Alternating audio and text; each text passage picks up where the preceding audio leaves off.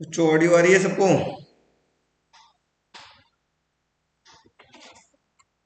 Audio आ रही है सबको? ऑडियो ऑडियो क्लियर है?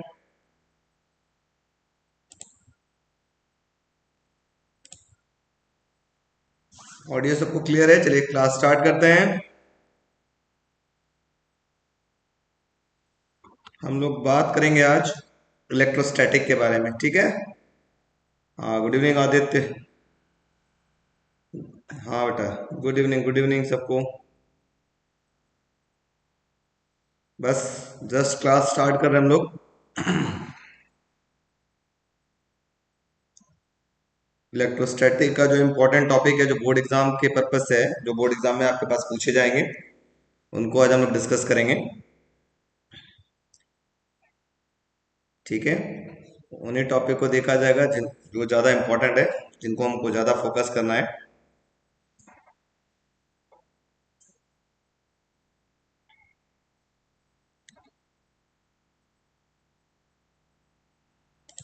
चलिए चैप्टर स्टार्ट करते हैं हम लोग यहीं पर,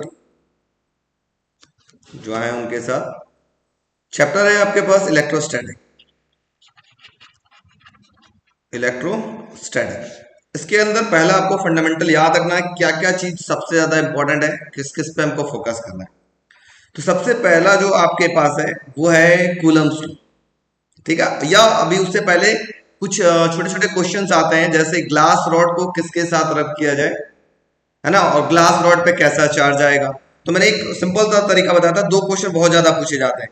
जो ग्लास रॉड होता है उसको, ग्लास रॉड को किसके साथ रब किया जाता है? ग्लास रॉड को सिल्क क्लॉथ के साथ रब किया जाता है, ठीक है? तो ग्लास रॉड पे कैसा कैसा चार्ज आता है? पॉजिटिव। और सिल्क क्लॉथ पे कैसा चार्ज आता है? नेगेटिव, ठीक है? सिमिलरली अगर हम बात करें, एक और पूछा जाता है इबोनाइट रॉड, ठीक है? इबोनाइट रॉड को किसके साथ रब किया गया? इबोनाइट रॉड को किसके साथ रब किया गया? तो ये होता है कैट स्किन और फर, इनके साथ रब किया जाता है। तो इबोनाइट रॉड पे निगेटिव चार्ज आता है और कैट स्किन या फर पे पॉजिटिव चार्ज आता है, ठीक है? ये क्वेश्चन बहुत आपके पास एग्जाम में ये दोनों आए हैं, किसके साथ इनको रब किया जाएगा तो क्या बनेगा, ठीक है? थर्ड क्वेश्चन बनता है आपके पास quantisation of charge. Third question आपके पास बनेगा quantisation of charge. Quantisation of charge मैंने आपको ऑलरेडी बताया था, Q इज इक्वल टू होता है N into E. It means charge never be written in fractional form, ठीक है? चार्ज हमेशा integral multiple of electronic charge होता है, charge never be written in fractional form, ठीक है? आपके पास फोर्थ आपके पास कहानी है, जिसको हम लोग बोलते हैं कूलम्स लॉ। कूलम्स लॉ ये तो भाई बहुत इंपॉर्टेंट है, ठीक है? कूलम्स लॉ पे एक क्वेश्चन आपके पास आएगा। किस टाइप का क्वेश्चन आएगा थोड़ी देर बाद हम डिस्कस करेंगे, कि अगर दो चार्जेस रखे गए हैं तो तीसरा चार्ज कहां रख दे कि वो इक्विलिब्रियम में हो। तो इस टाइप के क्वेश्चंस आपके पास आते हैं, हम लोग डिस्कस करेंगे। कूलम्स लॉ क्या कहता था वो हम लोग सीख लेते हैं, बेसिक चीज। कूलम्स लॉ कहता था कि अगर कोई दो चार्जेस हैं, इनके बीच का डिस्टेंस r है, तो इनके बीच में फोर्स लगता था, that force is directly proportional to product of their masses, ठीक है? Directly proportional to product of their masses, and that force is inversely proportional to square of their distance between their centres. जैसे इन दोनों को combine करते तो आपके पास आता था Q1 Q2 अपॉन में r स्क्वायर। इतना डिटेल में नहीं जाना, बस फॉर्मूला याद रखना। F इज इक्वल टू आता था कि Q1 Q2 अपॉन में r स्क्वायर, और k को तोड़ेंगे तो आपके पास मिलेगा 1 upon 4 pi epsilon not Q1 Q2 upon r square. इस फॉर्मूले को बस याद रखना है, नो नीड ऑफ डेरिवेशन। ये पूरी डेरिवेशन की कोई जरूरत नहीं है, बस आप कैसे आया बस दिमाग में रखिएगा, ये फॉर्मूले को याद रखिएगा, ठीक है? दूसरा एक 1 मार्क्स में क्वेश्चन पूछा जा सकता है कि कूलम्स लॉ को जब हम लोग वेक्टर फॉर्म में रिप्रेजेंट करते थे, तो शायद हम लोग को याद होगा Coulomb's law in vector form जब हम लोग रिप्रेजेंट करते थे, Coulomb's law in vector form में जब हम इसको रिप्रेजेंट करते थे, तो एक नंबर का क्वेश्चन ये आ सकता है, कूलम्स लॉ को वेक्टर फॉर्म में रिप्रेजेंट करने की जरूरत क्यों पड़ी? कूलम्स लॉ को वेक्टर फॉर्म में रिप्रेजेंट करने की जरूरत क्यों पड़ी? तो ये हमारे पास सपोज करिएगा 2 पॉइंट चार्जेस है Q1 and Q2। Coulomb's law ये कहता था ये दोनों फोर्सेस एक दूसरे पे इक्वल फोर्स लगाएंगे, F12 is equal to F21, ठीक है। लेकिन ये दोनों फोर्सेस एक दूसरे के अपोजिट लगाएंगे। ये भाई साहब अगर इन पे फोर्स लगा रहे होंगे तो दूसरा वाला चार्ज इनके ऊपर फोर्स लगा रहा हो, दोनों फोर्स का मैग्नीट्यूड तो बराबर होगा but both force acting in opposite direction. तो Coulomb's law in vector form ये बताता है कि दो चार्जेस, दो पॉइंट चार्जेस, ठीक है, एक दूसरे पे इक्वल फोर्स लगाते हैं but both force acting in opposite direction, ठीक है। यस, हाँ, कोई डाउट किसी को पूछना है यहां तक? अभी तक इसका एक लिमिटेशन था, याद रखिएगा। कूलम्स लॉ कहां कहां एप्लीकेबल होगा? Coulomb's law is always applicable for point charges, पहला याद रखिएगा, ठीक है। ग्रुप ऑफ चार्ज के लिए कूलम्स लॉ एप्लीकेबल नहीं होगा, ठीक है। 2 पॉइंट चार्जेस के बीच में ही फोर्स लगेगा, वहीं पे कूलम्स लॉ अप्लाई होगा। दूसरा, Coulomb's law is applicable when charge is at rest. Coulomb's law तभी एप्लीकेबल होगा जब चार्ज रेस्ट में होगा। तो पूछा जाता है 2 लिमिटेशन, ठीक है, 2 limitation of Coulomb's law, limitation of Coulomb's law.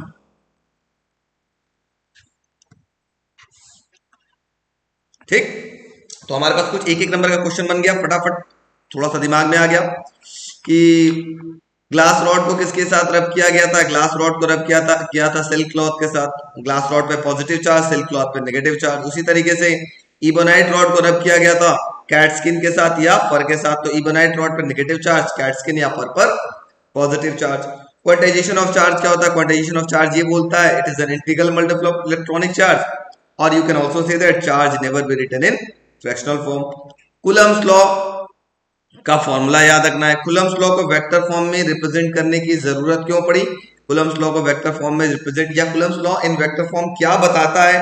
आप यही कहेंगे कि दो चार्जेस हैं, दोनों एक दूसरे पे इक्वल फोर्स लगाते हैं but both force are acting in opposite direction. दूसरा इंपॉर्टेंट चीज, कूलम्स लॉ का लिमिटेशन बता दीजिए। तो आप बता देंगे 2 लिमिटेशन, है ना। Coulomb's law is applicable for point charge, और you can also say that Coulomb's law is applicable when charge is at rest. अब एक नंबर का क्वेश्चन और बनता है, वो है डाइलेक्ट्रिक कांस्टेंट, है ना। डाइलेक्ट्रिक कांस्टेंट पे एक नंबर का बनने का चांस है। Dielectric constant K is equal to, आप लोग शायद पढ़े हैं, एप्सिलॉन अपॉन में एप्सिलॉन नॉट। ये फॉर्मूले पे तो कभी नहीं आएगा, ये आता जरूर है, एफ नॉट अपॉन में एफ एम। एफ नॉट क्या है? दो चार्ज अगर रखे गए हैं Q1 Q2, इनके बीच में अभी कौन सा मीडियम है? एयर है, तो जो फोर्स लगेगा उसको हम बोलेंगे एफ नॉट।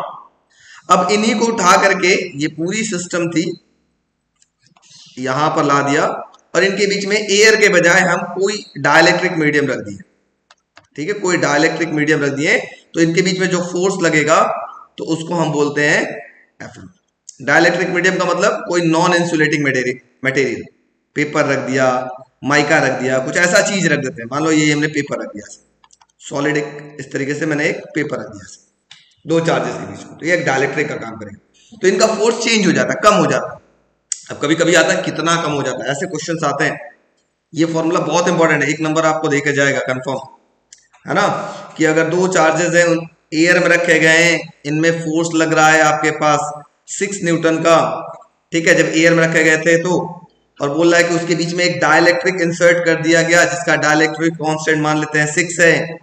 तो पूछेगा उस मीडियम, जब उसके अंदर बीच में डाइलेक्ट्रिक इंसर्ट किया गया तो नया फोर्स कितना लगेगा वो बताइए, मतलब एफएम कितना लगेगा वो बताइए, ठीक है। तो फॉर्मूला आप लोग बहुत अच्छे से जानते हैं कि K इज इक्वल टू क्या होता है? एफ नॉट अपॉन में एफ एम। तो K की वैल्यू ऑलरेडी आपके पास गिवन है, कितना है? 6। एफ नॉट की वैल्यू आपके पास 6 अपॉन में एफ एम निकालना है, तो एफ एम की वैल्यू कितनी हो जाएगी? एफ एम की वैल्यू हो जाएगी 1। ये क्वेश्चन आया हुआ है, हम आपको दिखाएंगे, सैंपल पेपर में दिखाते हैं तो आपको ज्यादा क्लियर हो जाएगा सर कैसे कैसे क्वेश्चन आपके पास आ रहे हैं एग्जामिनेशन में। हमारे पास अभी कुछ लेटेस्ट सैंपल पेपर का हमने स्कैन किया है, उसको भी हम लोग आगे डिस्कस करेंगे। बहुत तगड़े तगड़े क्वेश्चन है, और सबसे ज्यादा आपको जो परेशान करता है वो है 1 मार्क्स का क्वेश्चन। है ना। तो 1 मार्क्स में छोटे छोटे छोटे छोटे टर्म्स को याद रखिएगा। अब कभी कभी ये भी पूछ देगा, ये तो मैंने आपको ऑलरेडी बताया है कि चार्ज की डायमेंशन क्या हो, तो आपको करंट याद रखना पड़ेगा। पहले 7 बेसिक फिजिकल क्वांटिटीज, देखो एक डायमेंशन पे क्वेश्चन लगभग तय है, एक कंफर्म डायमेंशन आने का चांस है, किसी न किसी का डायमेंशन जरूर पूछेगा। तो 7 बेसिक फिजिकल क्वांटिटीज आप याद रखिएगा। पहला होता है लेंथ, लेंथ का डायमेंशन होता है एल। दूसरा होता है जो हमें जरूरत है उसकी हम यूज करें, ठीक है। दूसरा होता है मेरे पास मास, मास का डायमेंशन होता है स्क्वायर ब्रैकेट के अंदर एम। तीसरा होता है टाइम, टाइम का डायमेंशन होता है टी। चौथा होता है टेम्परेचर, टेम्परेचर का डायमेंशन होता है केल्विन के। पांचवा आता है इलेक्ट्रिक करंट, इलेक्ट्रिक करंट का डायमेंशन होता है बच्चों आपके पास ए। छठवां होता है quantity of matter, quantity of matter, इसका डायमेंशन होता है आपके पास एम ओ एल, मोल। सेवेंथ आपके पास आ गया ल्यूमिनस इंटेंसिटी, ल्यूमिनस इंटेंसिटी, इसका डायमेंशन होता है कैंडेला सीडी। ठीक है, ये इतना याद रहा तो हमारा पूरा काम बन जाएगा। देखो जैसे एक एग्जांपल मैं बताता हूं जो आपको बहुत जरूरत पड़ेगा, छोटे छोटे अभी आपके पास आ सकते हैं क्वेश्चन। जैसे बोले करंट, करंट का डायमेंशन मुझे पता है ए होता है, तो मैंने लिख लिया सिंपल सा ए। दूसरा अगर हम बात करें चार्ज, तो Q इज इक्वल टू होता है आई इंटू टी। आई का हो गया आपके पास डायमेंशन ए और टी का हो गया टाइम है तो टी, ए टी। तीसरा हो गया आपके पास बेसिक, याद रखिएगा फोर्स का डायमेंशन। पहले फोर्स का डायमेंशन बहुत यूज होता है, ये होता है M L T minus two, ये बहुत ज्यादा यूज होता है। अब जैसे हम बात करें आपके पास नेक्स्ट हम बात कर ले इलेक्ट्रिक पोटेंशियल। ठीक है, इलेक्ट्रिक पोटेंशियल का डायमेंशन क्या होगा, तो इलेक्ट्रिक पोटेंशियल इक्वल टू होता है डब्ल्यू बाई क्यू। तो डब्ल्यू मतलब work done, work equal to क्या होता है फोर्स इंटू डिस्प्लेसमेंट अपॉन में क्यू। फोर्स का डायमेंशन कितना होगा बच्चों, ऊपर हमको दिख रहा है M L T minus two, और डिस्प्लेसमेंट है तो क्या होगा एल, और नीचे क्यू है, क्यू मीन चार्ज, चार्ज का डायमेंशन नीचे हम लोगों ने लिखा था क्या ए टी। सॉल्व कर लिया, इलेक्ट्रिक पोटेंशियल का डायमेंशन क्या मिल गया, मिल गया आपके पास m की पावर 1, l की पावर यहां भी 1 है यहां भी 1 है, तो हो जाएगा l की पावर 2। t की पावर यहां -2 है और यहां पर 1 है, ऊपर जाके -1 और हो जाएगा, तो t की पावर क्या मिल गया -3। और a नीचे पॉजिटिव है, ऊपर जाके क्या हो गया a इनवर्स। ठीक है, फोर्थ अगर हम बात कर ले, छोटे छोटे पहले डायमेंशन सीख लेते हैं 2 मिनट में, उसके बाद आगे बढ़ते हैं। इलेक्ट्रिक पोटेंशियल हो गया। अब इसी में आपसे पूछ दिया जाए कि कैपेसिटेंस का डायमेंशन क्या होगा सर बताइए। तो हम लोग जानते हैं बच्चों capacitance Q is equal to formula पढ़ा है C इंटू वी, तो कैपेसिटेंस इक्वल टू क्या होगा Q बाई वी। तो Q का डायमेंशन ऊपर हम लोगों ने निकाला था क्या था 80, और नीचे V का डायमेंशन हम लोगों ने निकाला, नीचे देखो क्या आया हुआ है ML2 T minus 3 A minus 1। Solve कर लेंगे तो m की पावर यहाँ 1 है, ऊपर जाकर के क्या हो जाएगा -1। l केवल यही दिख रहा है तो l की पावर हो जाएगा नीचे 2 है, ऊपर जाकर हो जाएगा -2। t की पावर देखो यहाँ -3 दिख रहा है, ऊपर 1 दिख रहा है, ऊपर जाकर के क्या हो जाएगा t टू द पावर 4। ठीक है, अब a का देखते हैं, a की पावर -1 है, ऊपर जाके एक और a मिला तो a की पावर क्या हो गया आपके पास 2। सिमिलरली अब मैं बोलूं फिफ्थ पॉइंट ये हो गया। अब इसके बाद अगर मैं बोलूं इलेक्ट्रिक करंट हो गया, इसी तरीके से आप रेजिस्टिविटी का निकाल सकते हैं, इसी तरीके से आप, हाँ एक और पूछता है, बहुत बहुत ज्यादा पूछता है, वो इलेक्ट्रिक फील्ड इंटेंसिटी का डायमेंशन।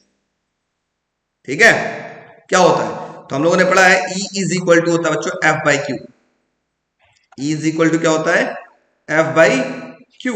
F का डायमेंशन क्या हो गया ML T माइनस 2, Q का क्या हो गया AT, अभी हमने बताया ऊपर देखिए। चार्ज का डायमेंशन क्या हो गया, चार्ज का डायमेंशन हो गया A इंटू टी, बस रख कर सॉल्व कर लिया। ये बहुत ज्यादा पूछा जाता है इलेक्ट्रिक फील्ड इंटेंसिटी, ये हो जाएगा M1 L1 T minus 3 and A minus 1। ठीक है, समझ में आ रही है, यस नो आ रही है, रिप्लाई करिए आप लोग,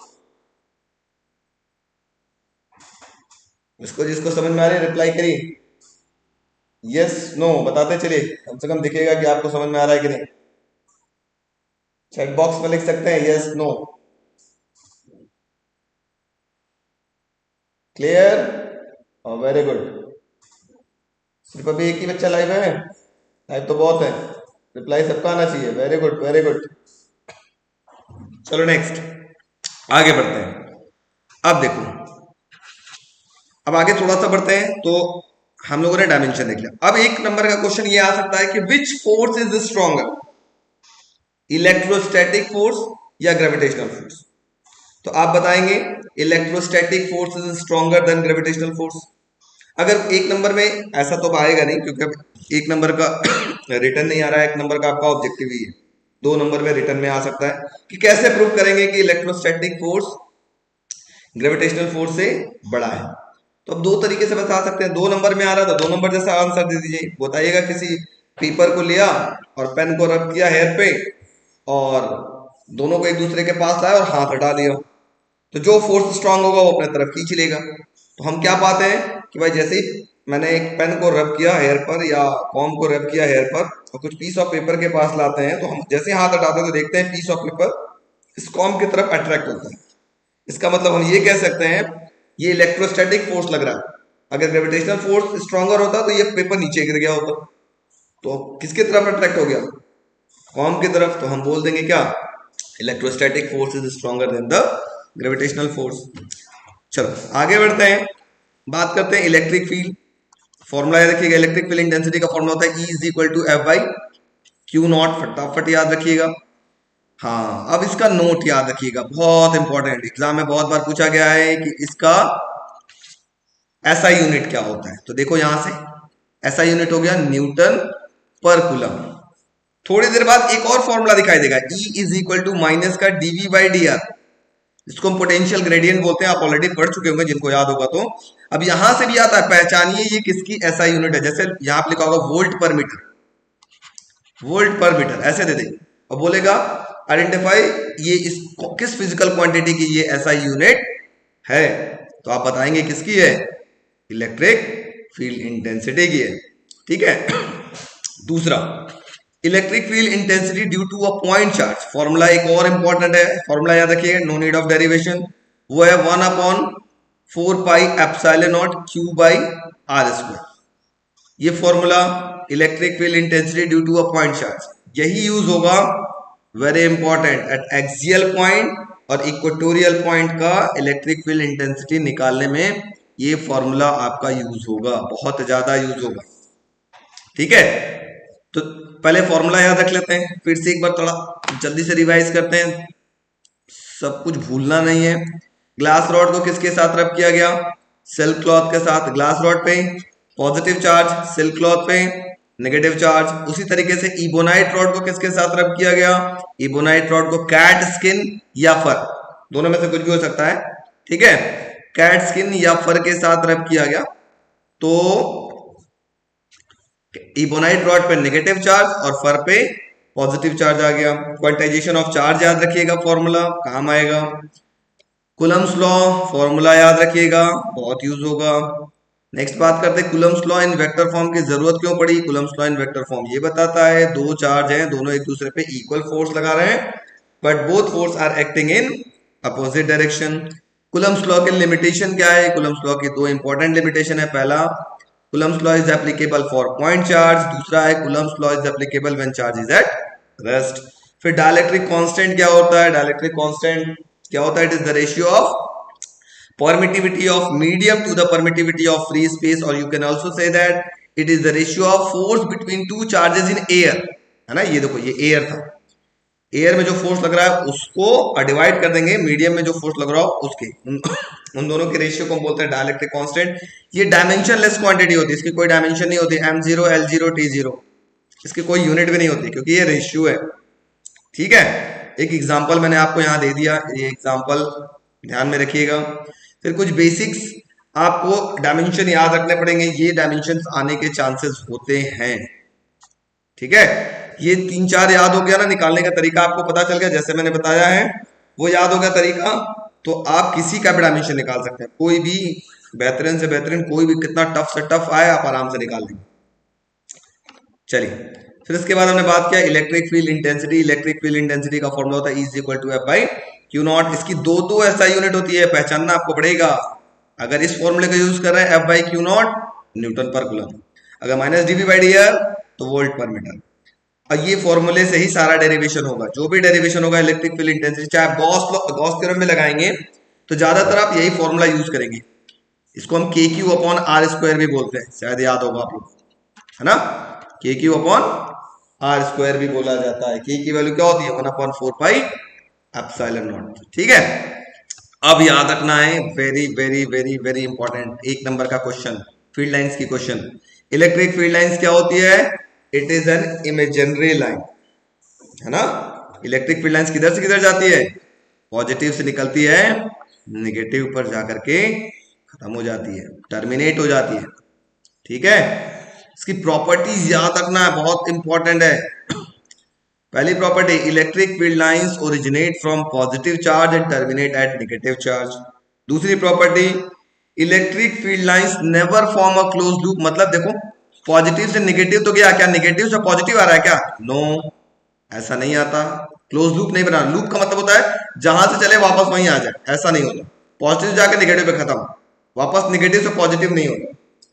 ठीक है, तो electric field lines never form a close loop, पहली प्रॉपर्टी। दूसरी प्रॉपर्टी, तीसरी property, electric field lines intersect नहीं करेंगी।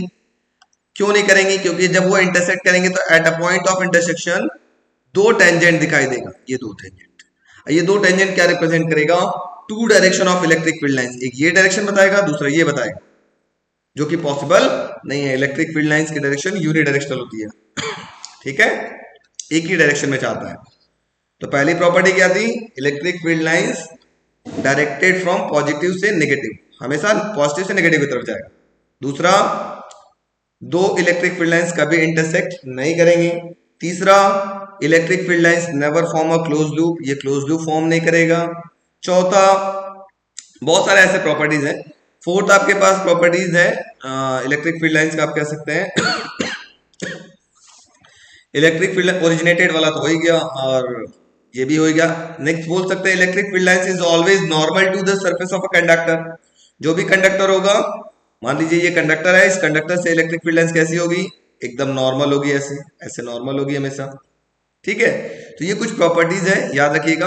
एक और प्रॉपर्टी है, इलेक्ट्रिक फील्ड लाइंस पे जब आप टेंजेंट ड्रॉ करते हैं तो ये टेंजेंट क्या बताता है? इस इलेक्ट्रिक फील्ड लाइंस की डायरेक्शन।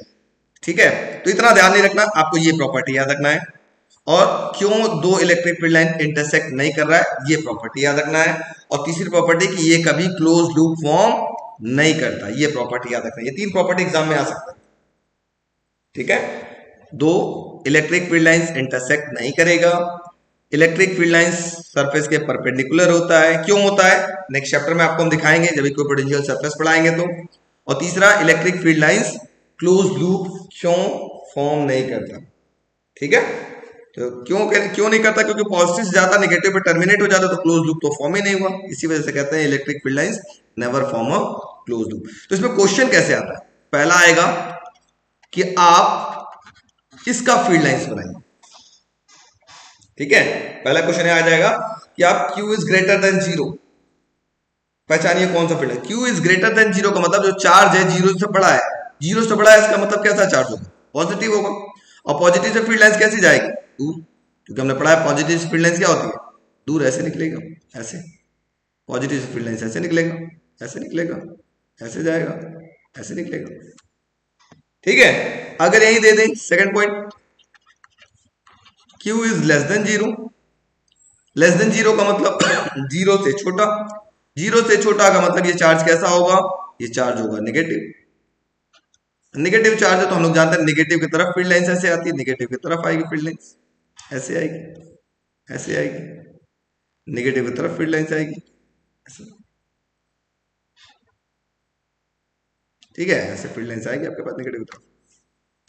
तीसरी कहानी आपके पास पूछ दे, थर्ड वन, कि Q1 Q2 दो चार्ज है ग्रेटर देन 0। बहुत अच्छा क्वेश्चन। ग्रेटर देन 0 का मतलब दो चार्ज का प्रोडक्ट 0 से बड़ा है, दो चार्ज का प्रोडक्ट 0 से बड़ा है। इसका मतलब 0 से बड़ा का मतलब, 0 से बड़ा का मतलब पॉजिटिव है। पॉजिटिव कब हो सकता है? मान लो इसमें दो केस हो सकता है, A एंड B। अगर हम Q1 की वैल्यू भी पॉजिटिव ले लें और Q2 की वैल्यू भी पॉजिटिव ले लें, है ना, दो पॉजिटिव पॉजिटिव मल्टीप्लाई होंगे तो क्या होंगे, पॉजिटिव, और पॉजिटिव क्या है, जीरो से बड़ा। इसका मतलब ऐसा बना लो फिगर, एक ये चार्ज हो गया, एक ये चार्ज हो गया, दोनों पॉजिटिव चार्ज है,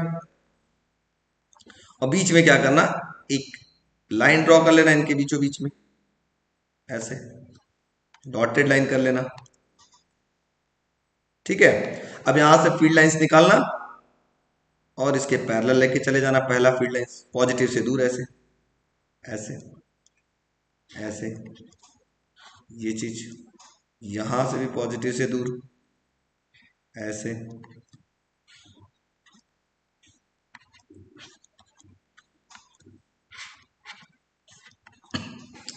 दूसरा ऐसा हो सकता है, पहला तो ये फिगर बन गया, दूसरा ये हो सकता है Q1 भी निगेटिव हो और Q2 भी निगेटिव हो, है ना, Q1 भी निगेटिव और Q2 भी निगेटिव हो, दो निगेटिव चार्ज को भी आपस में मल्टीप्लाई करेंगे तो क्या मिलेगा, पॉजिटिव। अगर देखो Q1 भी अगर निगेटिव हो जाए, दो Q2 भी निगेटिव, निगेटिव निगेटिव मल्टीप्लाई होगा तो क्या होगा, फिर से पॉजिटिव हो जाएगा, पॉजिटिव का मतलब ग्रेटर देन जीरो, मतलब आप इस फिगर को ऐसे भी बना सकते हैं, कोई टेंशन नहीं, आप फ्री हैं, मतलब दोनों चार्ज को आप ले लो नेगेटिव, ये भी नेगेटिव, ये भी नेगेटिव, फिर से बीच में क्या करेंगे आप, एक इमेजिनरी लाइन ड्रॉ कर लेंगे, ऐसे,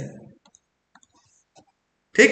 अब बनाएंगे चार्ज कैसे, ये निगेटिव है तो निगेटिव की तरफ फील्ड लाइंस आएगी, ऐसे, निगेटिव है तो निगेटिव की तरफ फील्ड लाइंस आएंगी, निगेटिव है तो निगेटिव की तरफ फील्ड लाइंस आएंगी, निगेटिव है तो उसकी तरफ फील्ड लाइंस आएंगी, ऐसे,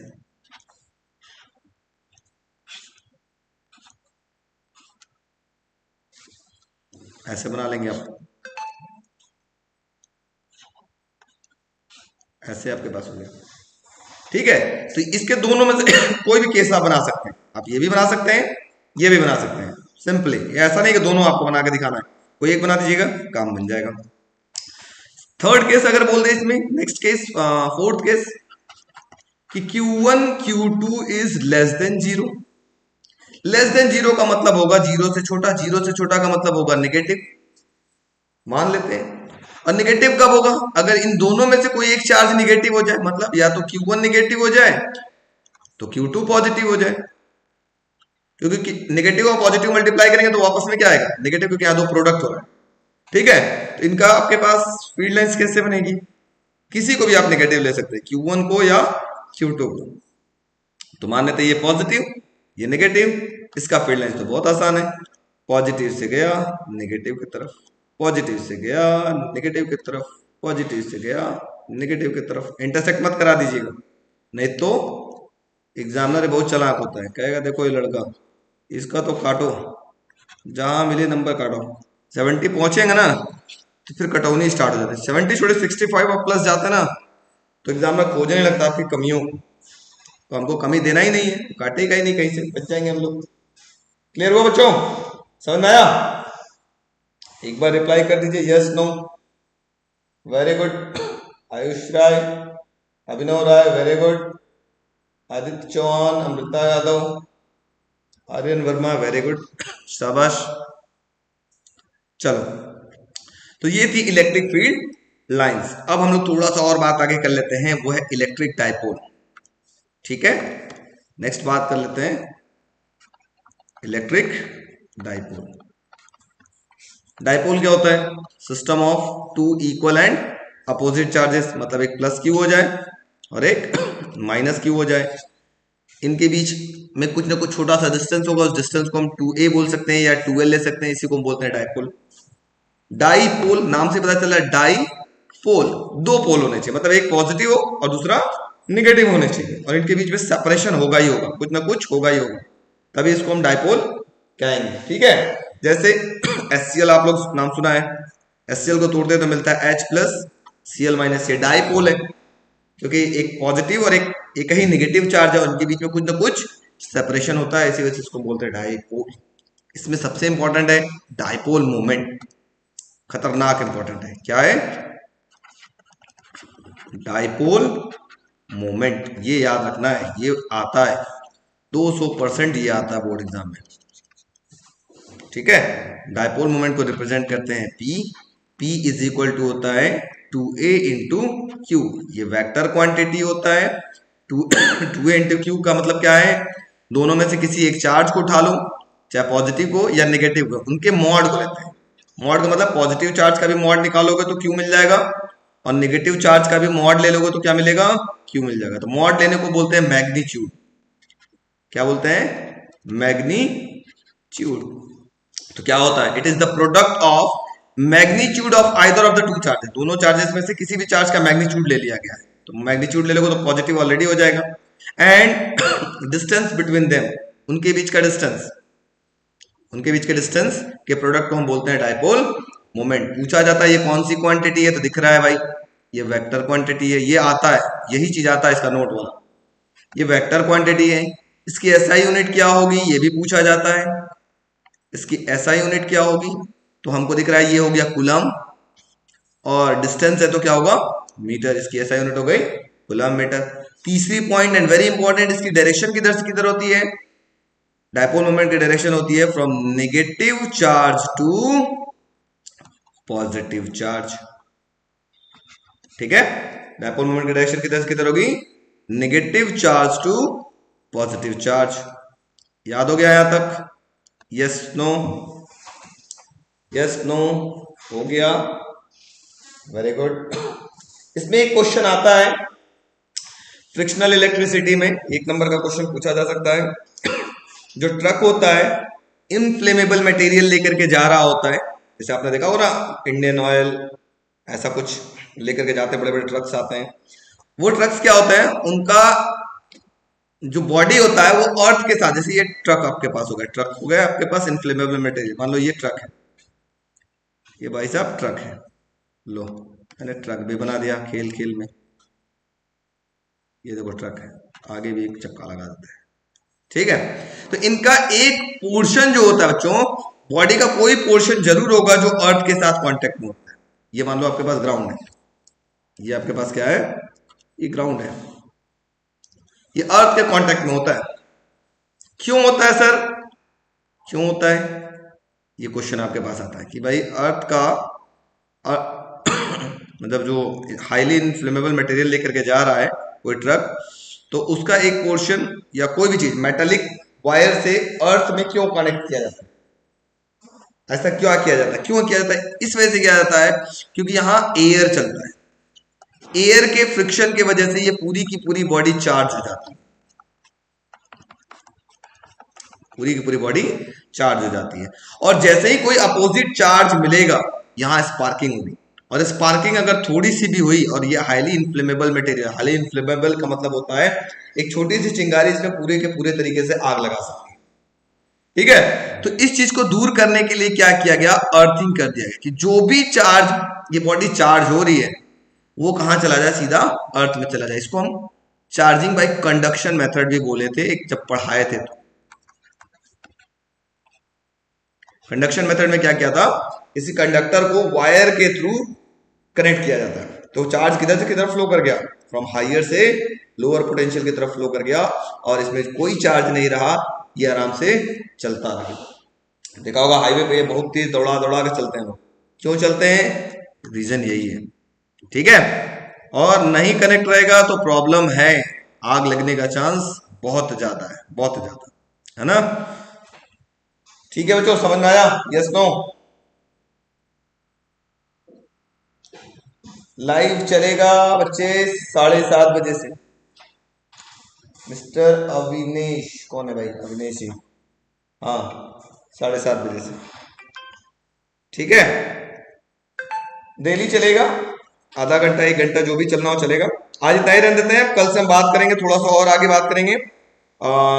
एक्सियल इक्वेटोरियल का डेरिवेशन हम करा के दिखा देंगे, कैसे आता है, कैसे पूछा जाता है एग्जाम में, सब कुछ कल हम लोग डिस्कस करेंगे। ठीक है, तो कल फिर मिलेंगे हम लोग वही शाम 7:30 बजे, एग्जैक्ट 7:30 बजे मैं स्टार्ट कर दूंगा, आप लोग समय बने रहिएगा। ठीक है बच्चों, चलिए stay home and stay safe. अच्छा लगा आप लोग मिले।